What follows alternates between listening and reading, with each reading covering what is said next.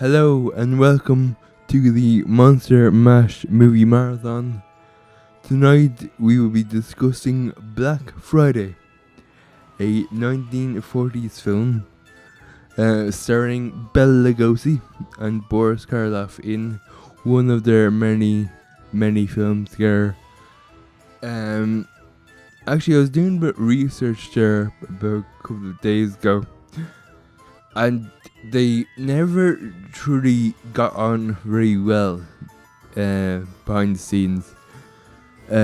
Boris Karloff was always more popular than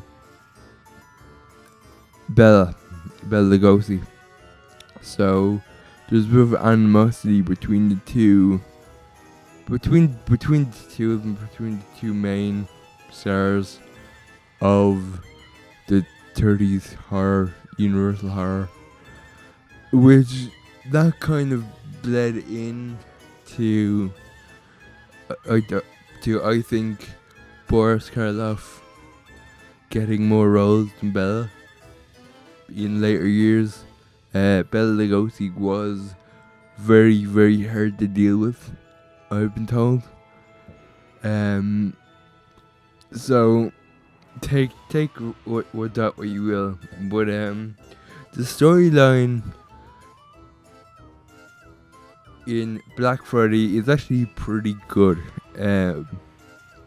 Boris Karloff is a scientist slash doctor. It's very, you know, it's not a very black and white thing in the film, whether he's a scientist or a doctor or whatever. But what he he has a theory that a brain transplant could be the chance to get immortality. So he wants to do this brain transplant. He wants to test it out, and he gets the opportunity to. But with his best friend, is injured in a car accident, and the driver of the car that hit him, he's basically he's has no feeling from the waist down. He's paralyzed. The driver's paralyzed, and the reason for the accident was because the driver was getting shot at by a bunch of gangsters. So it's kind of a gangster slash science fiction slash horror film. It's very odd, but so it continues on. Boris Karloff takes the driver and puts his brain into his friend, basically. And the friend switches between the driver's called the Red Baron. So he switches between the Red Baron and his former friend. And it's kind of a quirkiness of the film. There is like a noticeable change when he goes into the Red Baron. When he becomes Red Baron, his face changes. Like he gets younger. Like it's very camp. It's very funny. But anyway, the Red Baron wants revenge from the gangsters that he was killed by. Which is it's a very horror science fiction story.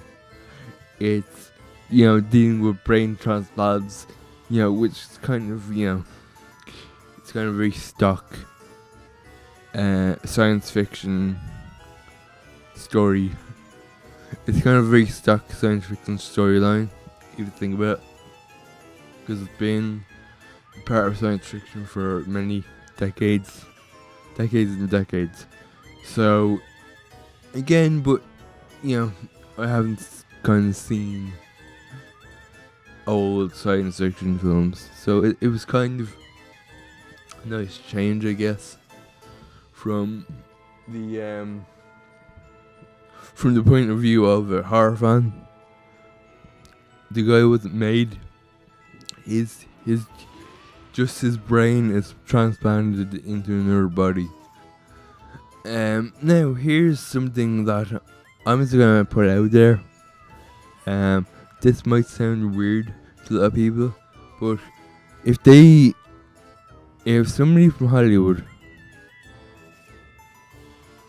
remade this, like actually like remade like this film, like in its entirety, like a doctor's friend dies, but also he gets killed by a gangster that's like has wants revenge, and so he goes into this, he goes and he kills the gangsters, but also he's the other person. I just think it'd be kind of a thriller, almost a thriller storyline, I guess.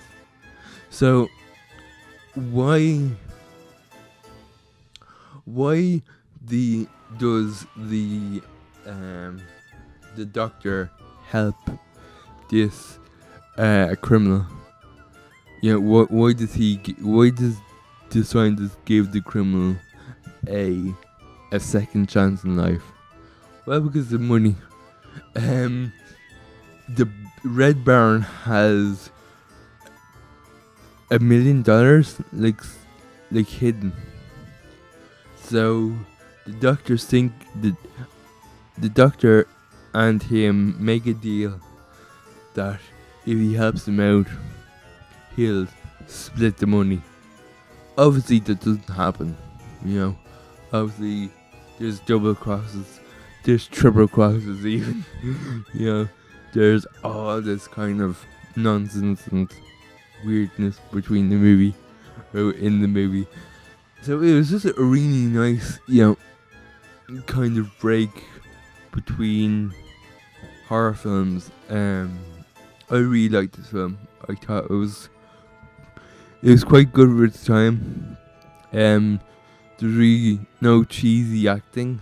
Bela Lugosi isn't really in much. It really isn't like a horror film. It's more of a gangster slash science fiction. But the thing with the brain transplant, that was always a kind of a horror slash science fiction trope. So that's why I put it in there. And I also heard stuff about the film as well. I heard it's a pretty good film. And it was kind of on the list of Universal monster films, which I don't really know why it was that, but there you go. I didn't make the list. But I thought it was an interesting film. It was really good, and if somebody remade it, it would be really cool. It would be a really cool thing. It would be a really cool film. Just with the espionage and the double crossing and triple crossing of different people in the story. I thought it was actually quite good. It was interesting. Boris Karloff again doesn't really do much. Boris Karloff and Bela Lugosi don't really do much in this film, which is kind of annoying. Only kind of Boris Karloff kind of starts the film off, and if he didn't act, there wouldn't be any film. But that's every film ever. So the acting is good. This is actually the first time I should have actually stated before this is actually like the first time I've heard uh, Boris Karloff talk. Well, no, like he talked in The Mummy, and he mumbled in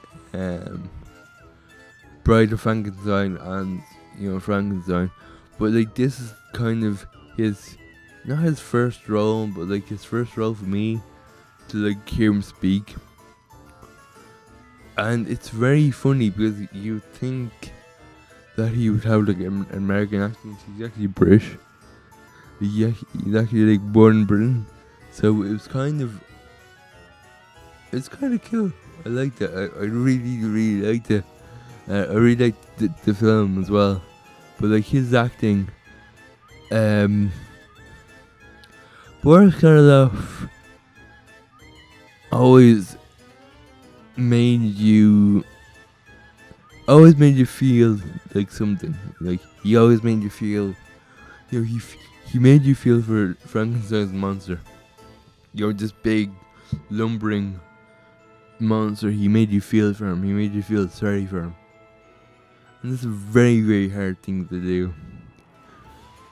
And in this film, he's kind of irredeemable because he did it for greed. Like he tested this thing that's like illegal. The brain transplants in film is actually illegal. So like he basically risked it all for like $1 million. So like he's kind of irredeemable in the film. Also at the very end, the very start of the film, I kind of like the framing of it, because at the start of the film, we see like Boris Karloff walking in to get strapped to the electric chair, and we see all the reporters there, and then he goes up to one of them. He hands him like his notebook with like a letter, and he says like, "We're from all the journalists that wrote about this case. You were the only person that give me like a chance. So I'm giving you this book to kind of give my side of the story when I die." And at the end of the film, the guy is still there, and like Boris Karloff is just about to like die. He's just about to be electrocuted, and like it's just a really good framing, because like it's done, and like between like scenes, whatever, we see like his thought process behind it. Like we understand why he did it. Like that's really interesting. So all in all, I really, really liked this film. I thought it was, all the films that I haven't watched have been really, really good so far. And so I think I have one more. I think It Came from Outer Space is my last one that I haven't seen, and all the rest I have. So guys, until next time,